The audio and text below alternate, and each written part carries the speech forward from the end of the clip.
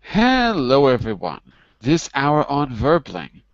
Next in my Hot Topic series, today we're going to do an In the News Hot Topic, which is one where we pick a particular news story. We work on the language in the first half of class, and then we move on to reading about it and having a discussion using some of the language that we've learned. So, that's a little bit about the class. Here's a bit about me. I'm Jon-Eric, your Verbling teacher for this hour. I'm an American teacher from New York, hanging out in Lisbon, Portugal to bring you this class. By the way, here are 3 quick rules to help you participate. Don't forget to turn off, tune in, and open up. That means turn off your microphone when you're not speaking so we can keep the classroom quiet. Tune in to the new words you're learning. When we are speaking, use them actively so that I can correct you and give you feedback. And finally, open up to your classmates. Relax and have fun. We're all here to learn, and this is a safe and respectful place to practice your English. And that is a little bit about me. I want to know a little bit about you before we get started. So let's say hello to Mauro. Hello, Mauro. How are you? Morning, how are you doing? Very good. And where are you from, Mauro? From Spain. From Spain. Whereabouts in Spain? Well, Madrid. In Madrid, right in the center. Yeah, Okay, in the center of the country. very good. Nice to have you.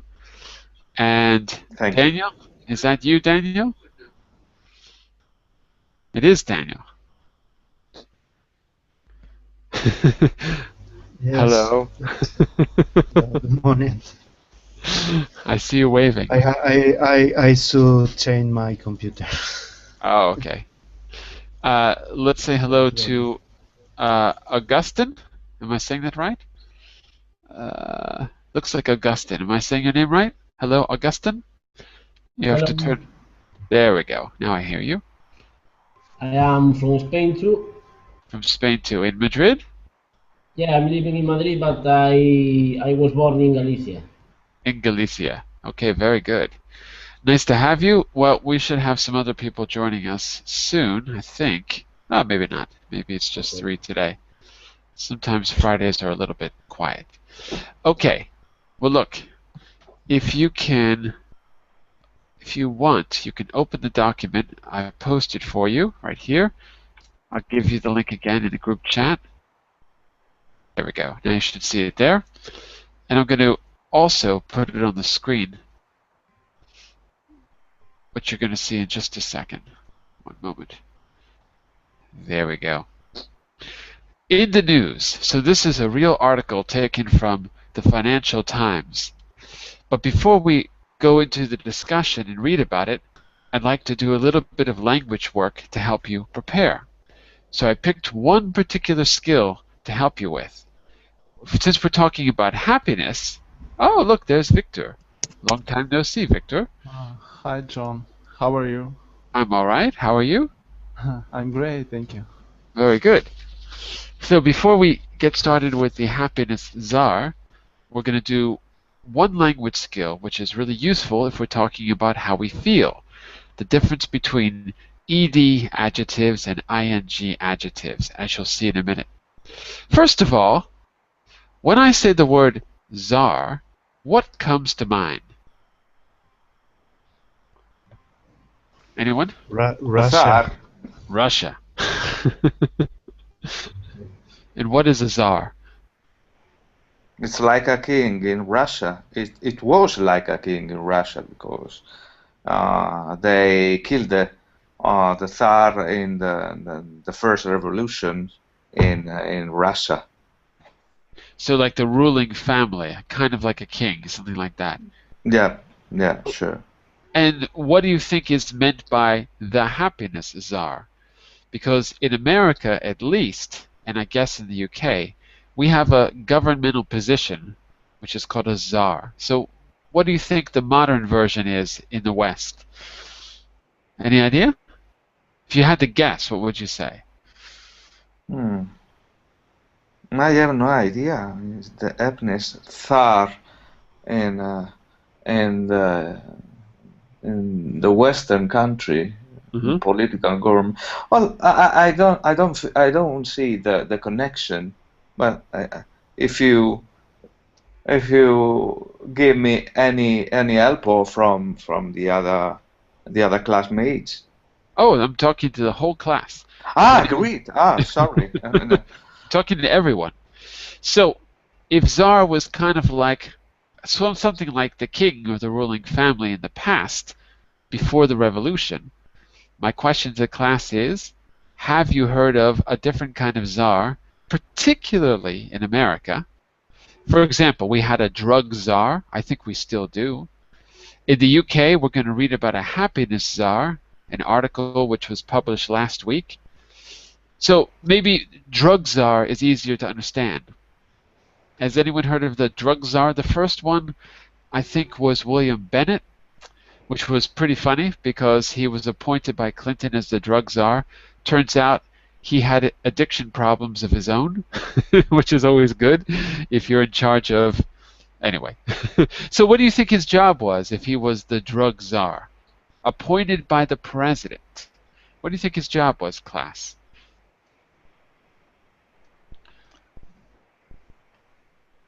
No one? Never heard about it. Okay, we're going to find out in just a I minute. think Dracula is a person who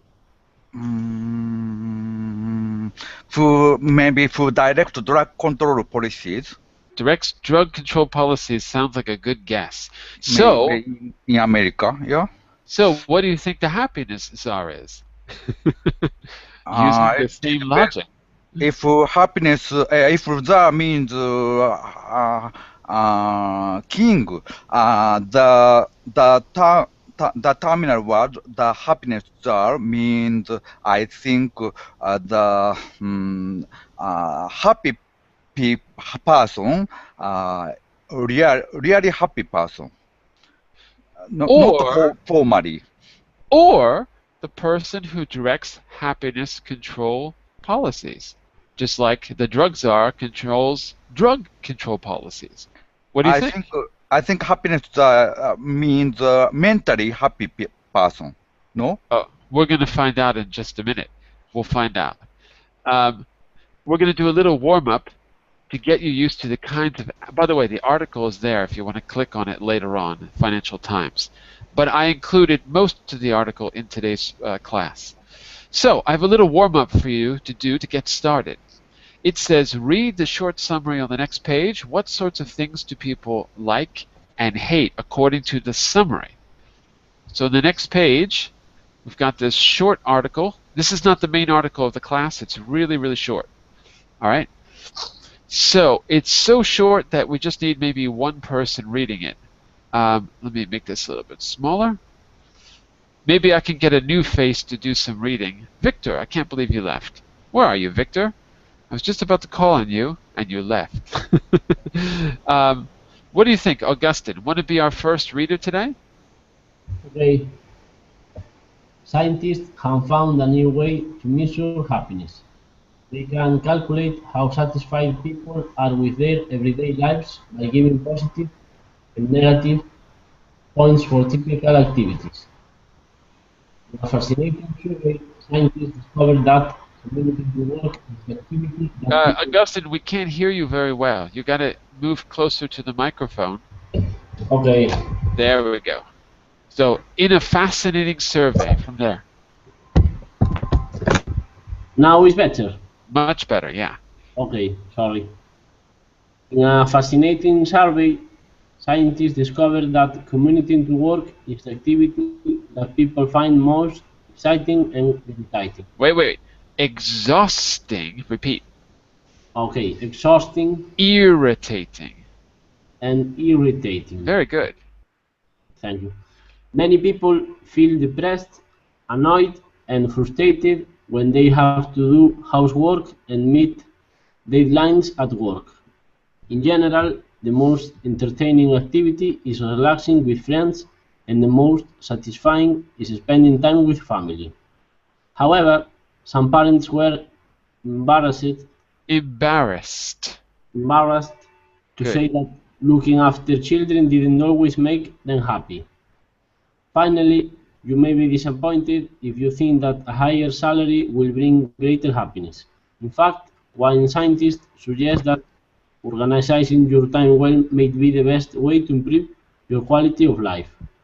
One more time. Organizing.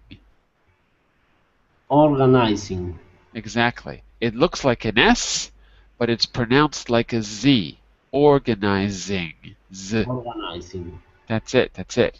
So if we return to the question I asked earlier, what sorts of things do people like and hate according to this brief summary? You're going to read the full article in a moment, but according to the summary, what do people like and hate? What do you think? Daniel, give me one thing that they like according to the summary. Housework. They like or they hate housework? They hate They housework. hate. Okay, very good. I agree. And Moro, give me one thing that they like according to the article. Well, they hate to commuting to work. What does that mean, commuting? Traveling by car, by tube, by well, it says it's a travel from A point to B point. It's like a routine every day. Like a routine. And do you use your own vehicle or do you use? No, by tube. By tube Right. every day. It's a very it's boring. Remember, only people in London will know what you mean when you say tube. Ah, the underground, the subway. The subway. Ah, Yeah. okay. Yeah, If you want to sorry. if you say metro, everyone will understand you probably. But if you say tube, only people who have been to London will know what that is. Ah, okay. Okay. For example, I never heard the word tube until I came to Europe, because in America we use metro, like in Washington, D.C., they call it the metro.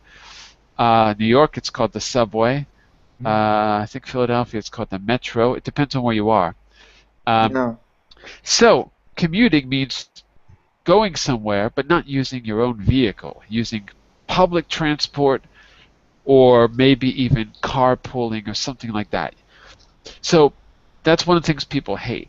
And Yuki, what was one of the things people liked, according to the summary, that you remember? Like. Yuki, wait, Yuki. I'm just going around the room. So, Yuki, what was one of the things people liked? Do you remember anything? Uh-oh, Yuki's asleep. I'm sorry. Oh, there he is. Article, people feel happy when.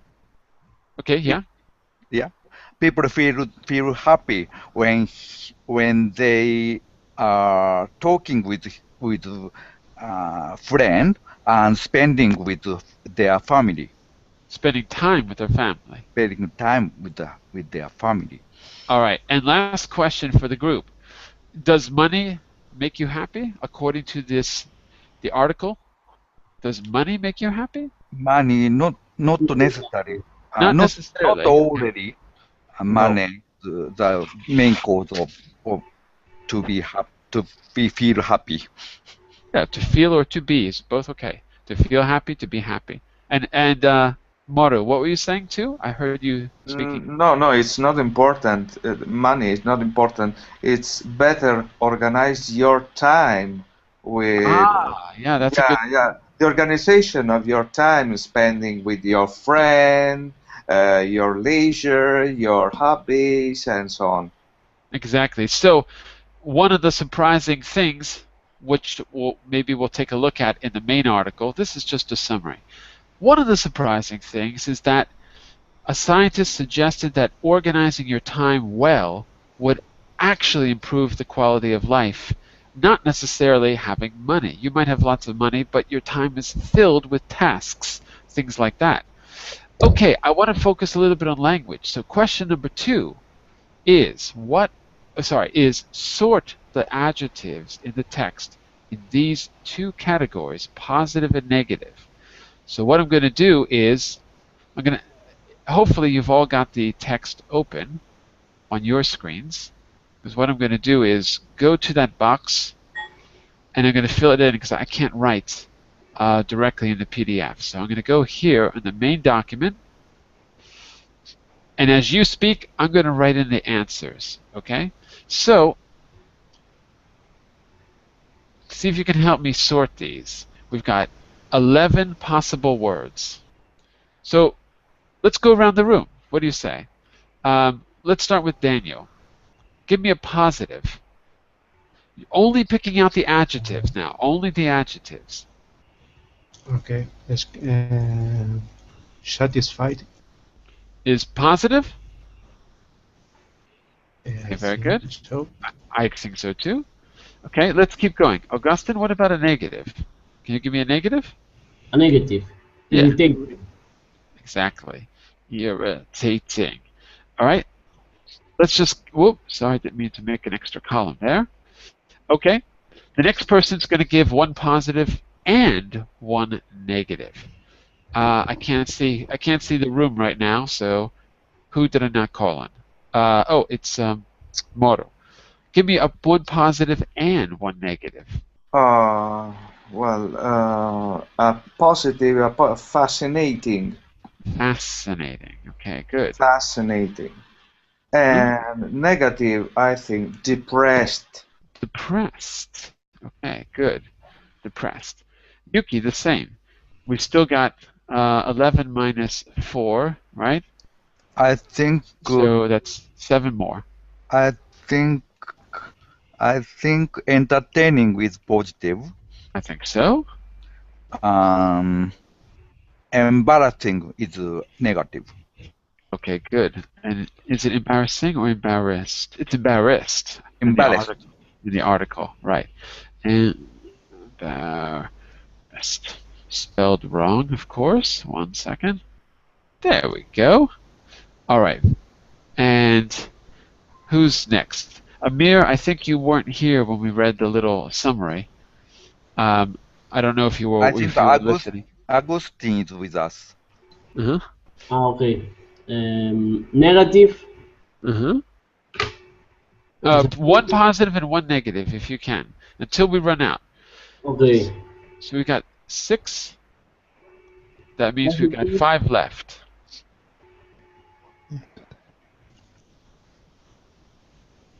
Satisfying. It's already. Satisfied, we did. Yeah. Yeah. Oh, satisfying. No, we didn't do that one. Satisfying. Okay. That's from the article. And can you find another negative for us? Disappointed. Disappointed. Okay, good. Disappointed. Okay, so we've got 8. It means we got 3 left. Okay, so Daniel, it's up to you. Give us 2 more, if you can. Negative. Exhausting. Exhausting. Repeat. Exhausting. Wait. You gotta slow it down. Repeat. Exhaust. Exhaust. Not shoshed, but z, like zoo. Zost. Exhaust. Yeah. But you gotta separate it. You gotta separate the syllables. So start with this. Zost. Just say that. Zost. Shows. Not sh, but z, like zebra. Zost. Zost. Just. Good. Then you put the ek on it. Exhaust. Exhaust. Good, but I'm not hearing the z. I'm hearing a sh instead of a z. It's hard for me. It's hard, but you're doing it. You're doing too much at once. So you start with the n first. Zost. Say that 10 times. Zost. No, I'm hearing sh. It's better. It's better, but I'm hearing a sh, not a z. So try it on your own. Work on the sound of z by going zebra, zost, right? Zoo, zost, xylophone, zost, until you get comfortable with the z sound. Once you get it, then add the other syllables. Exhaust, xylophone, zebra, right? It's just a matter of isolating the z sound, right? Just isolate it until you get it, and then you can reconstruct the word afterwards. Okay? Okay. So, but you got to try that on your own. We can't do it in class right now. Okay, and do you have another positive word for us? We got disappointed. Are there any other positives? Maybe there aren't. I don't know. I think they aren't. There aren't. Okay. And Yuki, we've got 2 words left, I think. So what's left?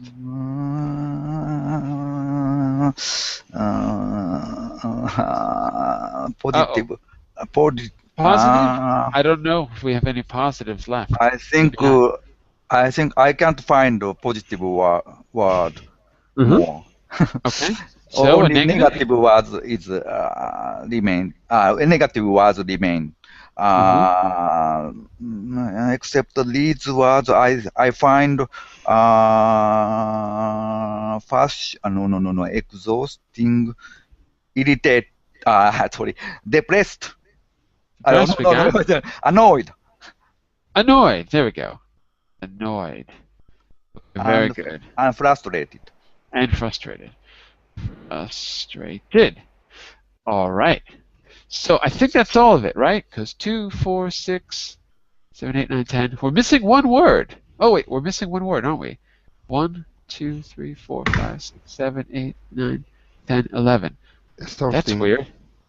Exhausting. Ah, okay. Yes, you're right. Exhausting. Okay, we got all 11.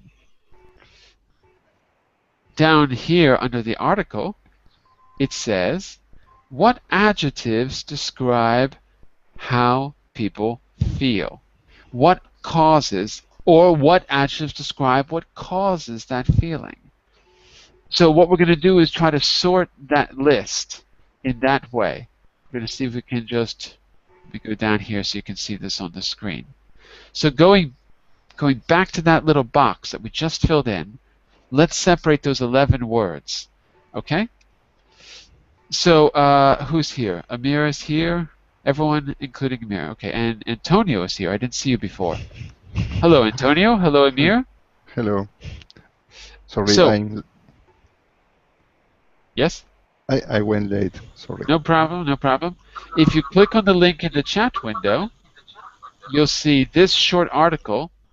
We're going to read it, a long article, in just a second, a longer one.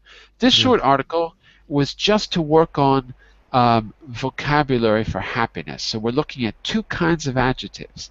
First, we looked at those 11 adjectives just now, and up here we separated them into positive and negative. The next thing we're going to do is categorize them. So look at that list, look at those 11 adjectives, and tell me one adjective that describes how people feel and one adjective that describes what causes a feeling. You want to try, Antonio? How people feel, for example, satisfied? Satisfied, I agree. Satisfied is how we feel. And a word that means something that causes the feeling. Or an adjective. Satisfying. Satisfying. Would be, no? I agree. So the ED is a feeling, and the ING is something causing the feeling. Amir, I'd like you to try one as well. Look at those 11 adjectives and see if you can give me one example of a feeling and one example of what causes a feeling. Want to try, Amir? Amir? Amir? Let's see. Hello, Yeah.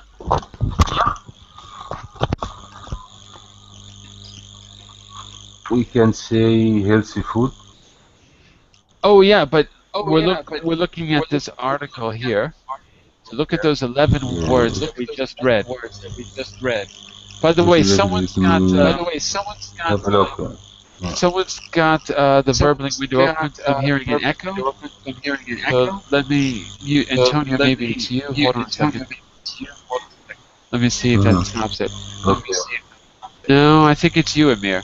Amir, I think it's you. Okay. Can you close all the windows I except hear the close verbling all window? of you, Amor. Yeah, yes, you. Amir, you don't have to mute yourself. Just close all the windows except the Hangout, because what we're hearing is an echo in the background. So I don't know. So turn your microphone back on, Amir. Quick. Okay. There we go. It's okay now? There we go. Okay. So we can say here. Let me have a look at the article. I didn't read it. Maybe we can. One second. Hold on. So, Amir, you've got to use headphones. We're hearing a major echo. Okay. Okay.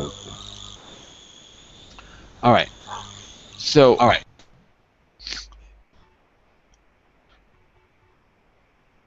So there is the vocabulary. You can see that on, I don't know the page number, because I don't have this open right now. Hold on a second. Can I see the page? It looks like it's on page 4. Okay? Yeah. So Amir, want to give me one of those 11 adjectives that describes feelings, and one that describes what causes the feeling. Want to give me an example?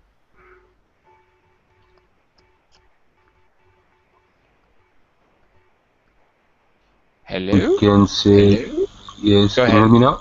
Yes, go ahead. We can say Yes. the breast.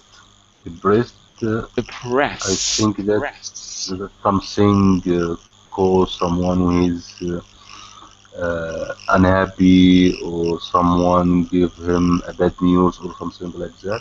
Absolutely. Good. And an adjective that describes what causes a feeling.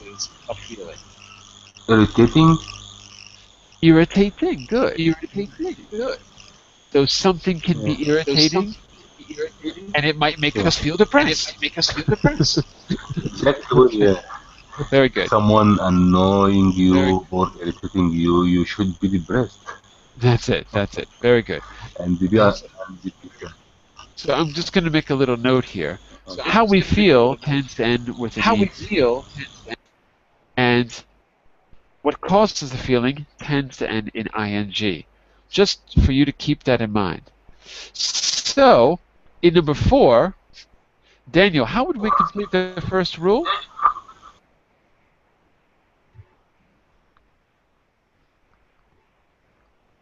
Daniel, are you there? What happened to Daniel? Yes. How would we complete the first rule in number 4? We use blank adjectives. We use ed.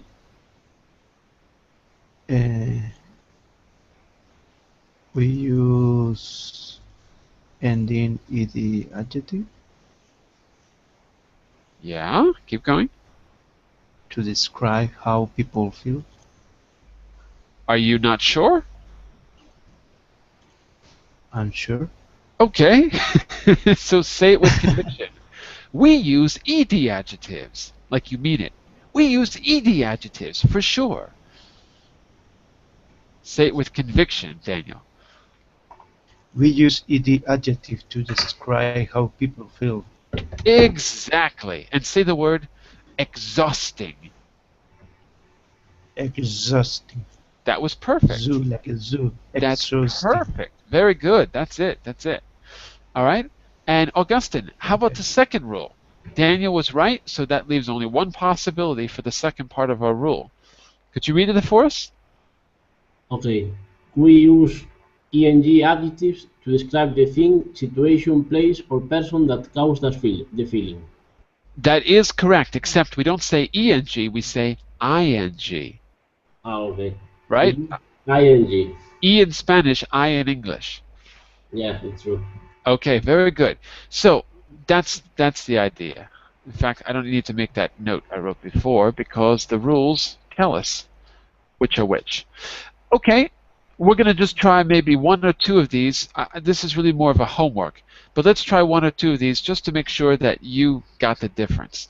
Then we'll have a discussion and use ed and ing adjectives to talk about how we feel, what makes us happy, and what this controversial, not controversial, but unusual happiness czar, what we think about his contribution to to society. We're going to read about him in just a second. Let's try one or two of these.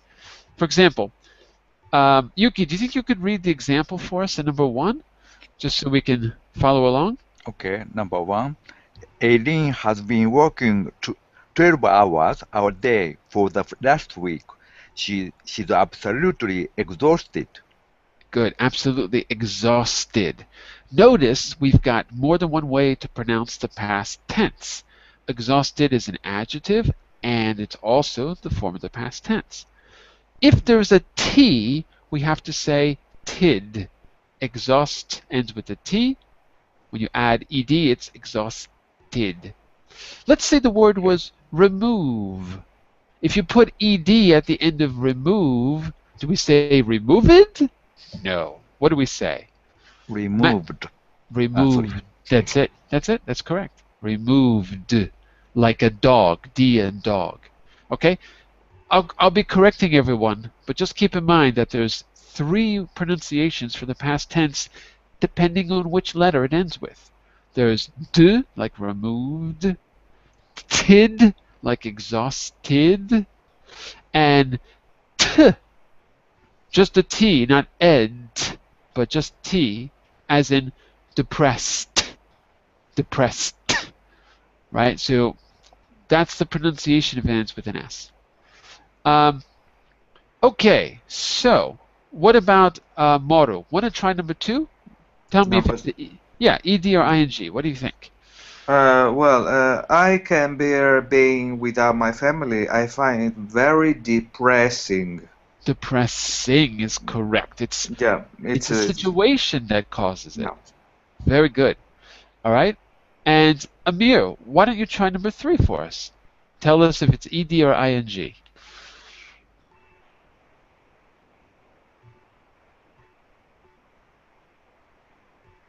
Amir, are you there?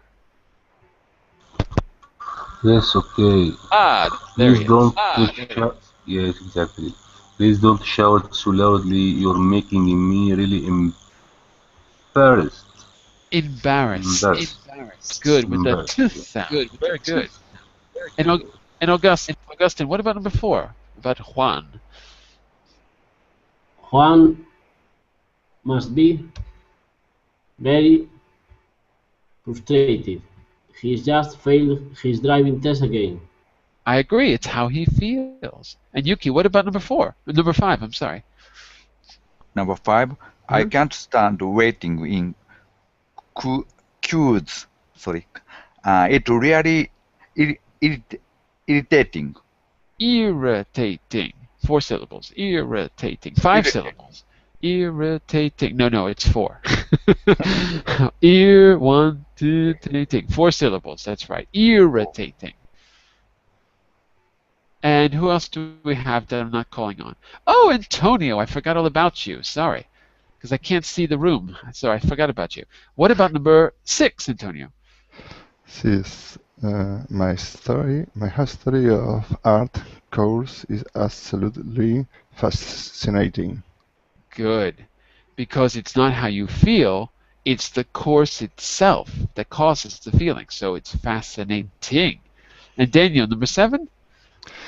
I'm afraid I was extremely disappointed by the results of this test. That's correct, but that sounded like Antonio, not Daniel. No. Sorry?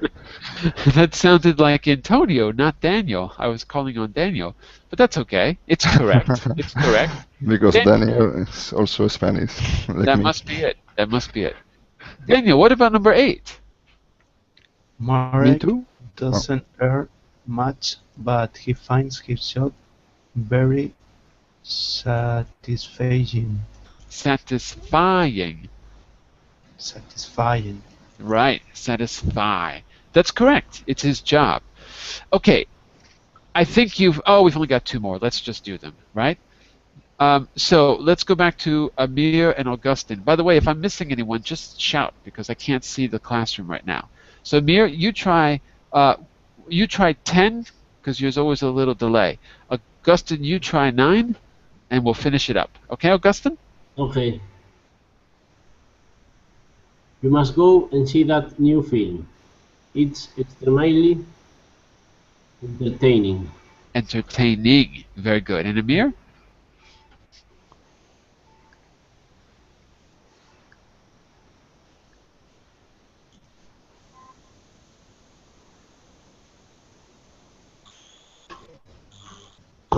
Excuse me, which number? For number 10, Amir. Last one. Okay. Okay, I'll be very annoyed if they work. Okay. If they don't reply to my letter. Very good. Listen to the pronunciation. Annoyed.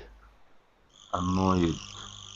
Not annoyed with a T, but annoyed with a D. It's a D Annoyed. sound.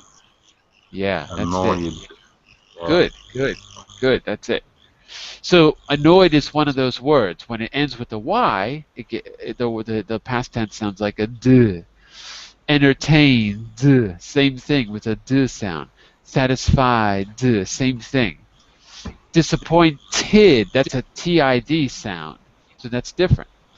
In fact, I have a little chart in the other class, in the pronunciation practice class. We have a chart called the 3 T's, or these 3 T's, where you get to map out the language. As you discover new letters, new word-ending letters, you start to categorize them according to the 3 pronunciations, t, d, or id. But that's another class. I think everyone's got the hang of this. Okay, so let me, Amir, I gotta ask you to mute your microphone for a minute because we're getting a big echo from you, if you don't mind. Thanks a lot. Okay, so what we're gonna do here is, I've got an article, the real article now, not a summary, of the study that we were just talking about. It's kind of interesting. I just picked out some paragraphs. It's not the complete article. So it's really short, and we'll have time to talk about it as well. So it's like 5 or 6 paragraphs of this article from the Financial Times, UK's happiness czar, on the importance of mental health. All right? So, Yuki, why don't you start us off? We'll all take a paragraph. Okay.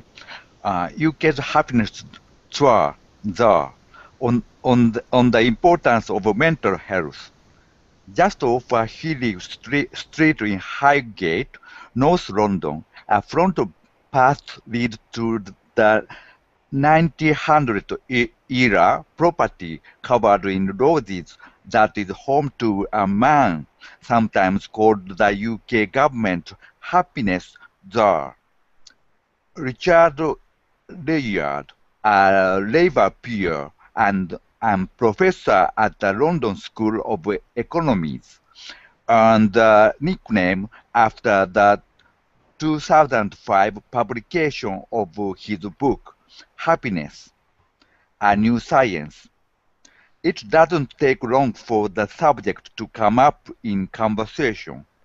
Layard leads way past a stack of tennis rackets and a photograph of the Dalai Lama, the patron of patron, we say. Patron. The patron of our Action for Happiness movement, he said. Okay, very good. So, based on this first paragraph, what's your impression of the happiness czar? Because we get a little description about where he lives. I don't know if that's important, but I don't know. For me, it makes a little bit of an impression. What do you think so far in this very first paragraph? First of all, happiness czar is a name, a man, Richard Layard?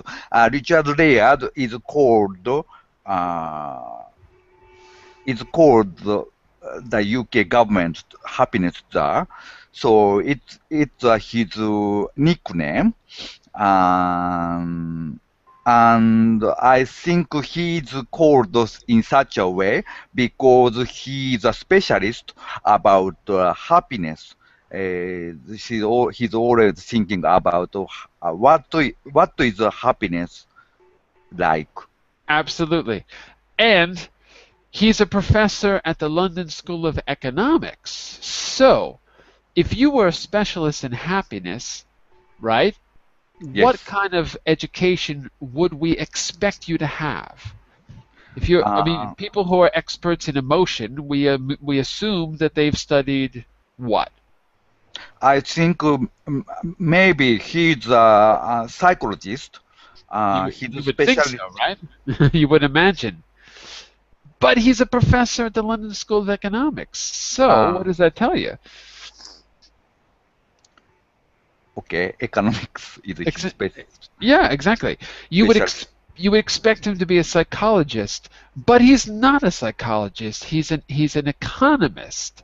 So already, this is something a little bit unusual, right?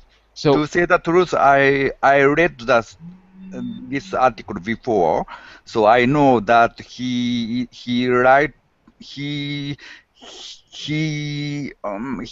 work is focused on the mental health. Mental health, right. Is how to avoid the depression and so on. So I thought he's a psychologist, but now I know he's an economist. So, and he's got a lot of press since the publication of his book. So it's something that we can talk about with a little introduction. We can talk about it and see what we think about this new science, as he calls it.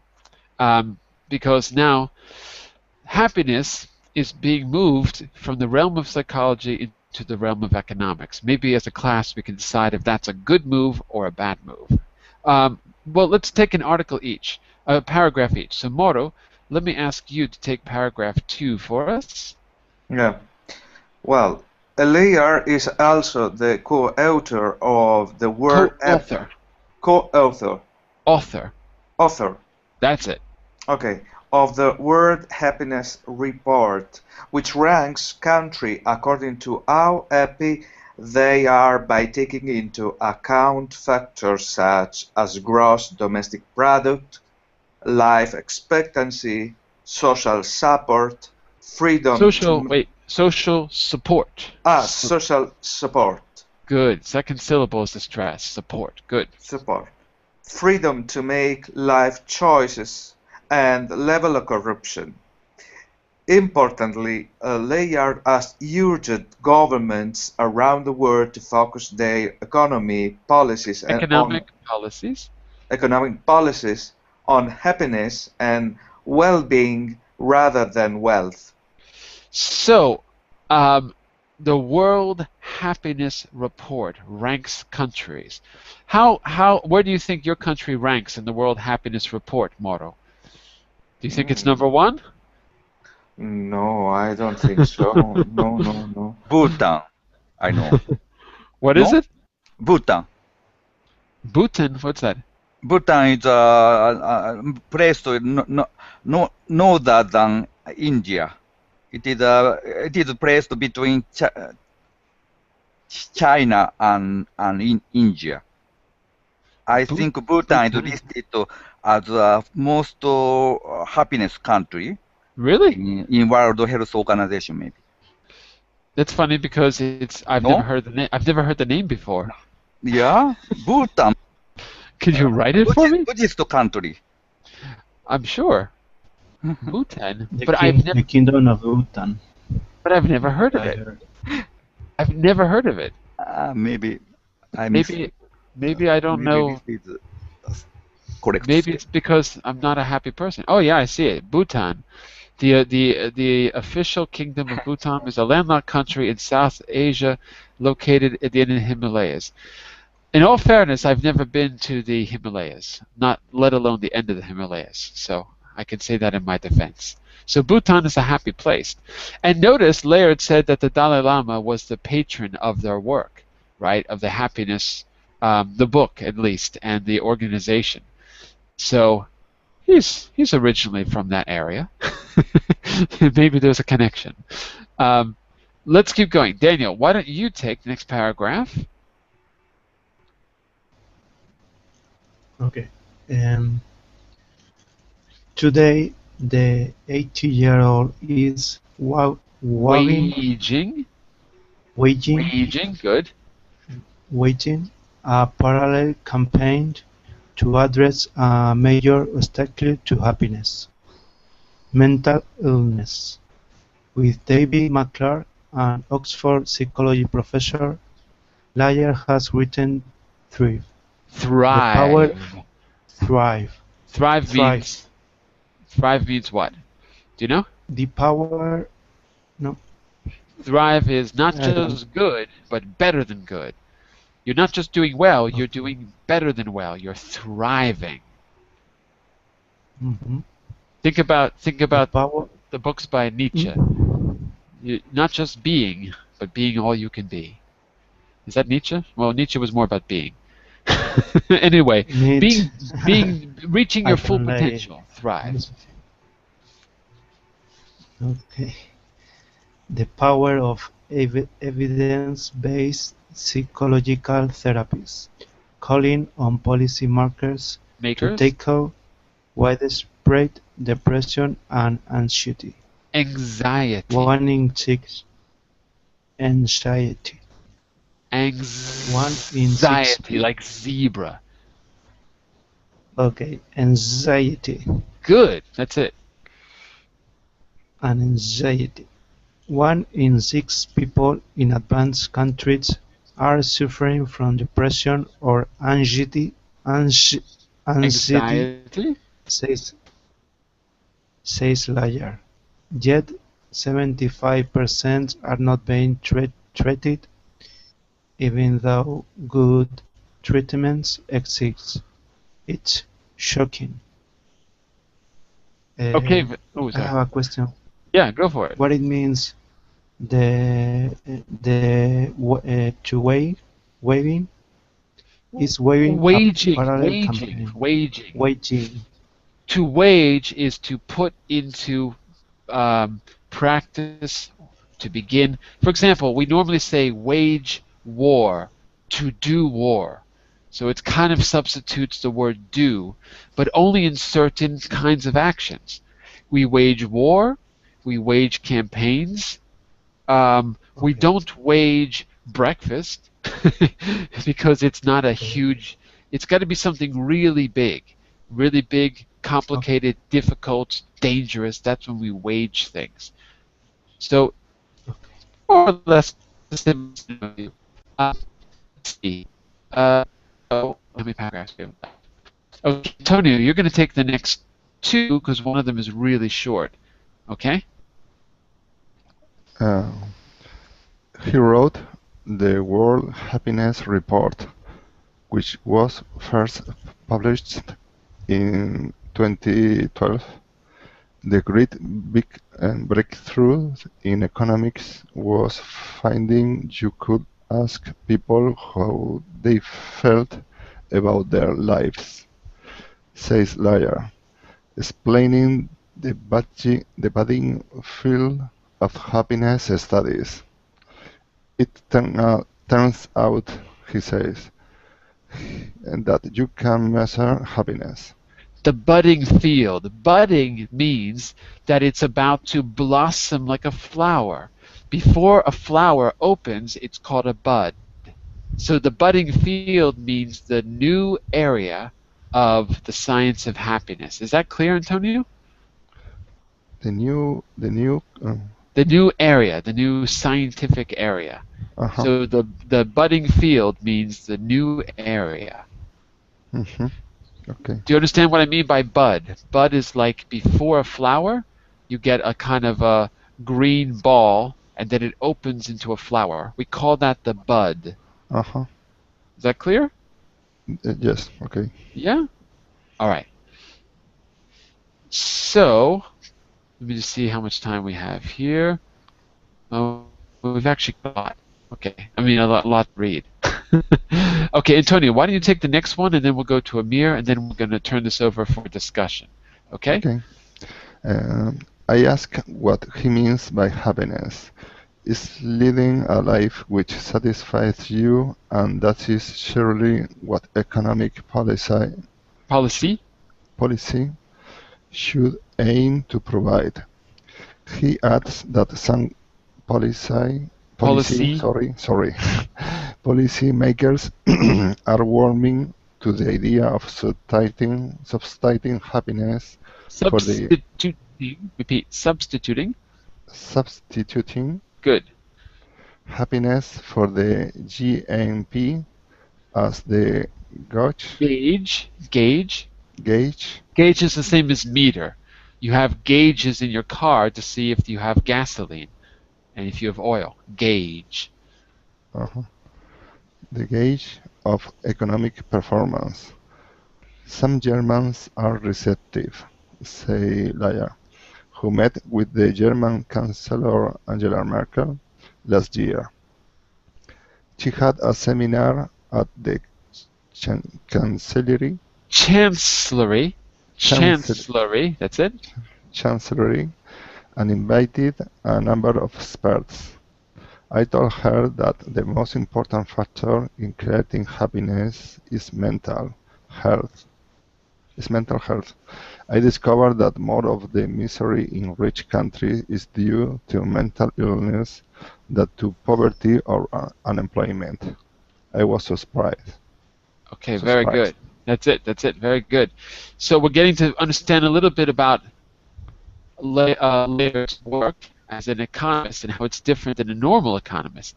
Okay, we have time maybe to read one more paragraph or so. So Amir, you take the last one, and then we're going to open this up for discussion. Okay?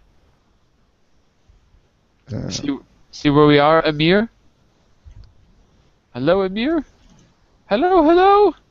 Me too, again? No, Amir. Okay. Okay. Is he there? There he is. Okay. Good. Okay, are you ready? Laird checks his watch. May I put some potatoes on the stove? I have a tennis date at 7:30 in the kitchen. He fiddles with a latch and pops open the picture window. My wife's son, besides being a talented artist, is also a builder. He bought in this window. As he waits for the potatoes to boil, Laird returns to another surprising find: the tool of mental illness, not just on happiness, but on economic output. Its losses of output from non-employment, absenteeism, Absenteeism. Good. It used productivity. He says they are costing us 4% of national income. Okay. This is a good place to stop the reading, although we've got some more in the article. I got to ask you to mute your microphone, Amir, because I'm getting a big echo. Thanks. I keep hearing my voice. It's hard to talk. In this article, in this last paragraph, we get the first concrete evidence that maybe there is a science of happiness, maybe not, because it says that the toll of happiness, the toll of mental illness, is not just on happiness, but it's on economic output. That means money. That means productivity, which in turn means selling things, which means people will buy it, which means there's a profit, which means the economy grows. So there is a connection in this last paragraph. Well, I'd like to ask you about your opinion about this. So I'm going to jump forward to the last page where I've put a few discussion questions, and I'm going to ask these questions to the whole class. First, now that we know what a happiness czar is, does your country have something like a happiness czar? So, class, we're all in different parts of the world. Do any of you have something similar to a happiness czar where you live? Would it be impossible to have one where you live? Well, here in Spain, I don't think we have an happiness czar. Well, I think it depends on the culture, the South European culture. But, well, because... You think it's possible to have one, or do you think it's... Well, at the moment, I think it's impossible. But, well, I think in 3 or 4 and 10 years, when the government will realize that money and health, illness, the mental health is correlated by money, I think we will have finally a czar, no? So you think it's a development issue? Yes. As Spain further develops, these things will become more obvious. So it's a developmental issue. Yeah, I think so. Yeah. Well, in my opinion. Of course. Well, Daniel, you're from the same country. Do you share that opinion? I think in Spain currently there's a lack of job.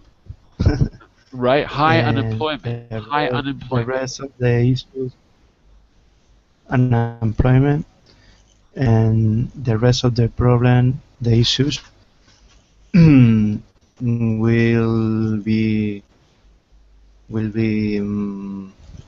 fixed. Mm-hmm. Will be fixed.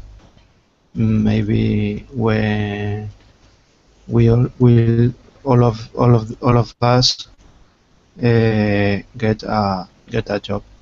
If you get a job, If you all have of us money. get a job, because there's no guarantee that it's going to be fixed. Yes. Maybe there's a new politician group called Podemos. Podemos, okay? Maybe We can. Hey, wait, yes, they stole that from Obama. we That was can, yes. that was Obama's Yes. campaign Yes, yes, slogan. yes. By the way, Maybe the head of. do you know who else in the world used Obama's campaign slogan to run for office? Does anyone know? It's a funny fact. Want to take a guess? What world leader used Obama's campaign slogan to run for president? Want to take a guess? Anyone? Anyone? Going The once? campaign, the slogan. Yes, we can. That yes, slogan. we can. We can. Yeah, the slogan. Do you know who else used that to run for president? No. Anyone want to guess? Name the country. Just name the country. In the I'll give you 2 seconds. Just 1, 2. Kennedy. Kennedy, back in the 60s? Back in the 60s. No. No, I'm asking you. You mean Kennedy in the 60s? Yeah, I think Kennedy. Yeah. He had a similar message, but he didn't use that slogan. Yes, we can. Do you know who used it? It was Ahmadinejad used it when he was running for re-election. In Iran, the previous, I guess he was the president, not the Ayatollah, but the president. Yeah. I think he's the president, right? So when he was running for re-election, he used Obama's campaign slogan. Yes, it's hilarious. It's very hilarious. It's pretty hilarious. That one. I prefer me and my big mouth. Sell my mouth. Yes, we can. So Daniel, tell us about the party. Is the Yes We Can party Podemos? Is that the Obama party in Spain? Why do they call themselves Podemos? It's the name of the politician group, Podemos. The political His group. head is political group. His head, their head is Pablo Iglesias. he could be the happiness czar in Spain. Really? So Yes. it might not be such a leap to think that you could have one, because I don't know if we have one in the States. We've got a bunch of different czars. Like I said, the drug czar is the one that I remember because it was kind of the first. Well, class, what do you think? Is it a good idea to have one? Antonio, you're in Spain as well, aren't you? Antonio? Well, I agree with Daniel and John that now in Spain is the situation is very complicated Yeah. because of the high unemployment. Right. It's my case, and there is no solution nowadays. So I think that this means why party like Podemos is proving